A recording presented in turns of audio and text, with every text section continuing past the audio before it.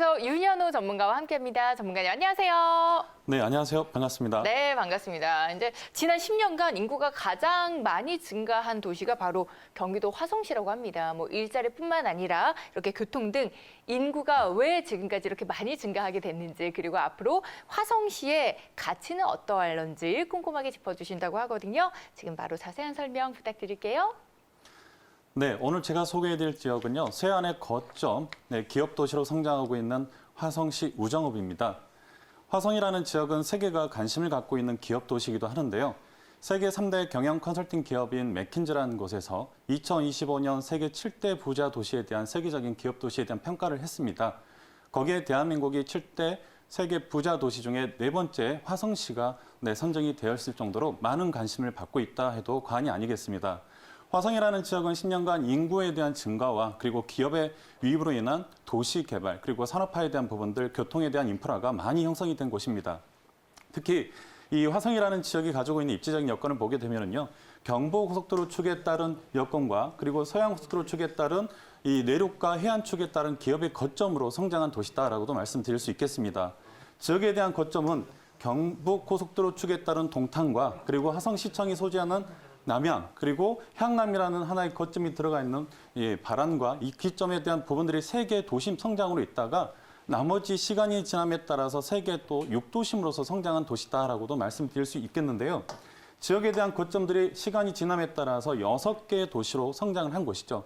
그래서 동탄이라는 1000만 평의 경부축에 따른 화성반도체, 기흥반도체에 대한 배후 거점 도시로서 성장을 해왔고요. 서울과의 수도권적인 부분의 교통에 SRT 개통과 GTX A 구간에 대한 사업이 지금 진행을 하고 있습니다.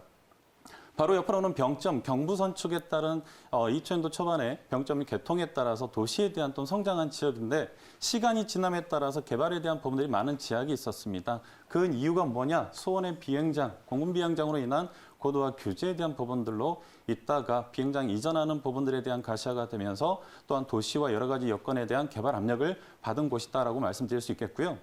바로 옆으로 봉담이라는 지역은 서울과의 접근성적인 과천, 의왕간 그리고 수원, 호메시를 거쳐서 진행되는 부분들인데요.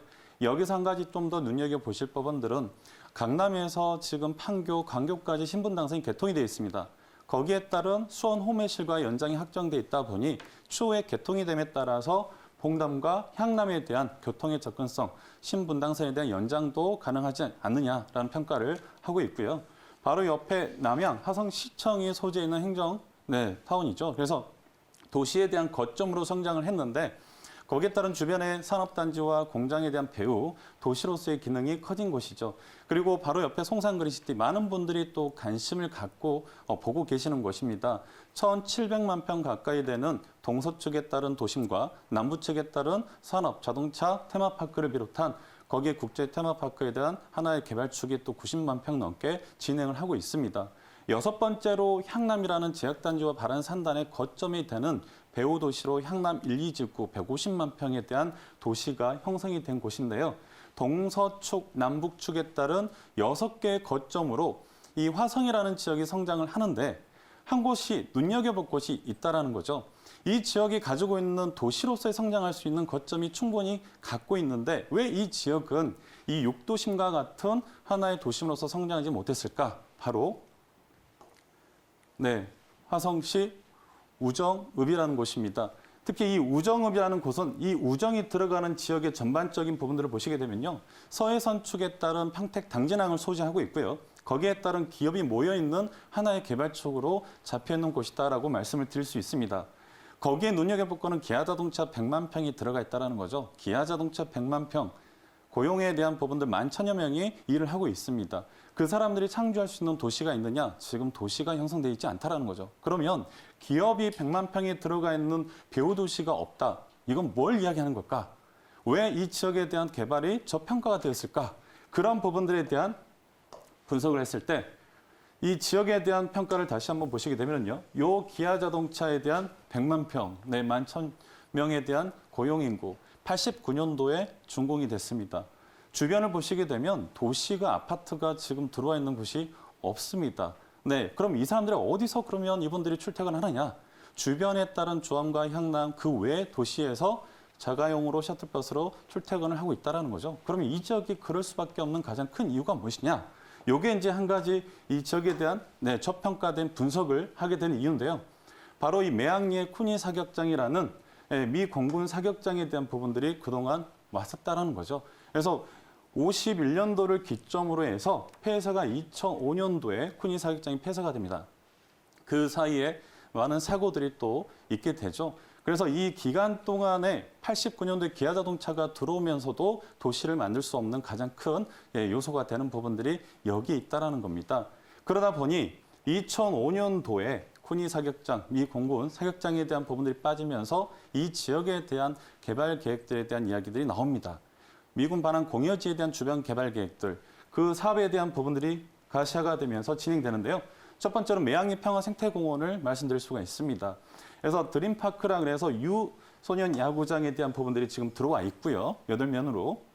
그리고 10만 평 넘게 바로 옆으로 공원화 사업이 지금 진행을 하고 있죠. 그래서 내년에 준공 계획으로 지금 진행을 하고 있는 사업이고요. 이로 인해서 많은 사람들이 와서 놀고 먹고 즐길 수 있는 도시로서에 대한 기능이 또 된다라고 평가가 됩니다.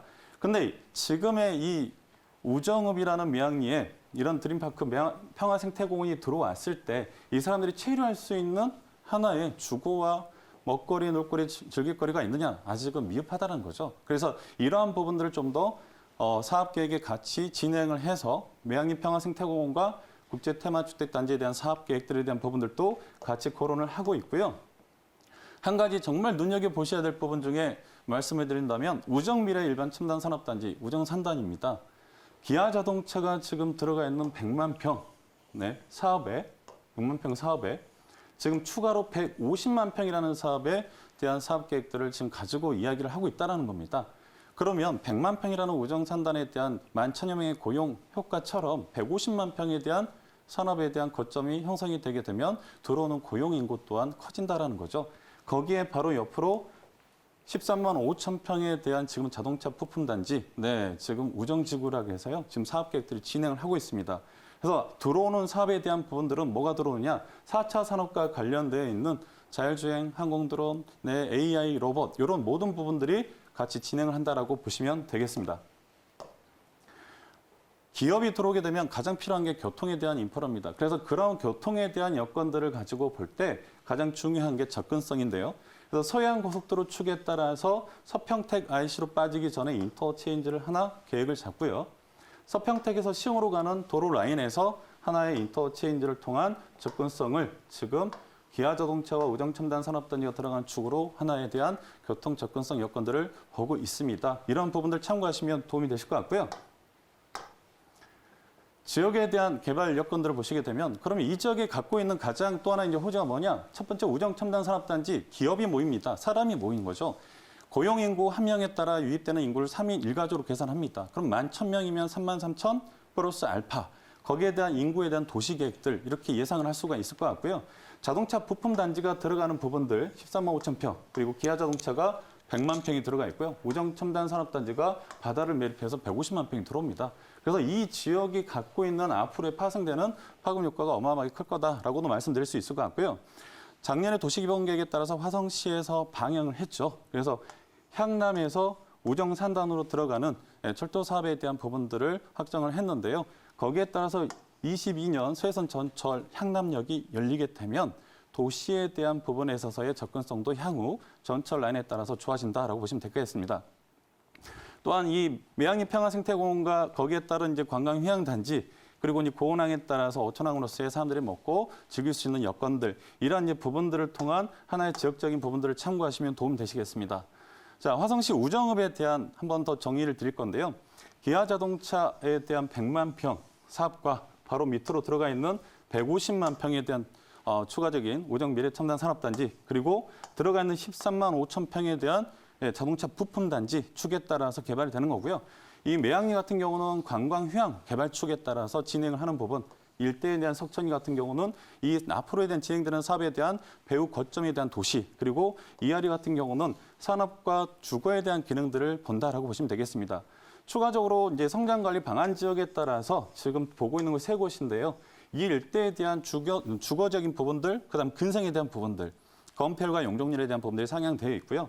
그리고 77번 도로축에 따라서 올라가게 되면 송산 그린시티와 접근성이 또 연결되는 부분들인데 양축에 따라서 산업에 대한 기반 시설들을 더 상향을 하고 있습니다. 그래서 고속도로의 인터체인지에 대한 기능들은 이렇게 두 개가 모이는 집중되는 지역에 따라서 앞으로 좀 관심을 갖고 집중해서 보시게 되면 좀 더 지역에 대한 참고가 많은 도움이 되실 거라고 말씀드릴 수 있겠습니다.